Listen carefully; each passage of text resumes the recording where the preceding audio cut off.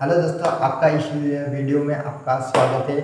इस वीडियो में आपको बताने वाला हूँ कि जो गुजरात में जो एलपीटी होती है, एसबीआई क्लर्क में गुजराती की जो एलपीटी होती है उसमें कुछ क्वेश्चंस आपके मन में जो डाउट्स है, जैसे कि एलपीटी कितने मार्क्स की होती है, उसकी पासिंग कितने मार्क्स की होती है, ऐसे कुछ क्वेश्चंस है। उस क्वेश्चंस का मैं आंसर देने की कोशिश करूँगा इस वीडियो में। तो आप अगर आप भी एलपीटी देना चाहते हो नेक्स्ट ईयर या कभी भी, अगर आपकी एलपीटी है तो आप इस वीडियो को देख सकते हैं। सबसे पहला क्वेश्चन मैं आपको बता दूं कि ये एलपीटी 100 मार्क्स की होती है। इसमें 10 क्वेश्चंस पूछे जाते हैं, 100 मार्क्स की होती है, 10 क्वेश्चंस पूछे जाते हैं। और इसमें जो पैसेज होते हैं पूरे के पूरे क्वेश्चन पैसेज के होते हैं, लेकिन एक क्वेश्चन वो न्यूमेरिकल बेस होता है, मतलब एक अंक दिया जाता है आपको, उस अंक को गुजराती में लिखना होता है। एक क्वेश्चन ऐसा भी होता है, जब ट्रेनिंग के टाइम हमें बताया गया था कि जो स्केल 4 के जो सर थे उन्होंने सेट किया था इस पेपर को, और उन्होंने बताया कि हमने बहुत इजी वे में रखा था, और वो उनका मकसद एक ही था कि वो सबको पास करना था। उन्होंने हमें डायरेक्ट बताया था कि सबका उनका मकसद यही था कि सबको पास किया जाए और एसबीआई में मतलब रिक्रूट किया जाए, यही उनका मकसद था। उनका फेल करने का कोई मकसद नहीं था। उन्होंने हमें खुद से हमें बाद में बताया था।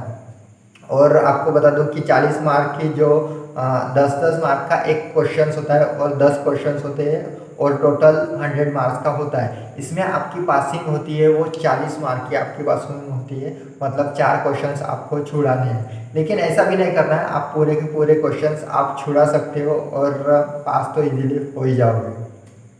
तो और एक क्वेश्चन बच्चों के माइंड में आता है कि आप कैसे समझ सकते हैं कि आप एलपीटी में पास हो गए या फेल हो गए।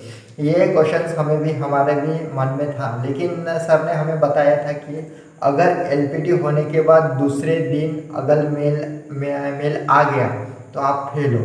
वो मेल इसी का आएगा कि आप फेल हो चुके हो। अगर मेल नहीं आया तो आप पास हो गए हो, और दूसरे दिन ही हमारा मेडिकल था और मेडिकल के लिए हम कंटिन्यू कर सकते थे। तो ऐसे ही सर ने बताया था और ऐसे ही हुआ, मतलब जिनको मेल आया वो फेल, लेकिन मेल किसी को नहीं आया, 1-2 बच्चे ही जो फेल हो गए और बाकी तो सब पास ही हो गए। और आप भी क्वेश्चंस कुछ अगर आपको डाउट हो तो और पूछ सकते हो, मुझे कमेंट में पूछ सकते हो। मैं चाहता हूँ कि आपके हर डाउट्स क्लियर हो, लेकिन हर किसी के मन में अलग अलग डाउट्स होते हैं तो वो क्लियर नहीं हो पाते। तो ये मैं जो मतलब आपको क्लियर करना चाहता था किसी ने, क्योंकि मुझे कमेंट्स में बहुत सारे पूछे थे, तो मैं एक और वीडियो ये इसके बारे में लेके आया।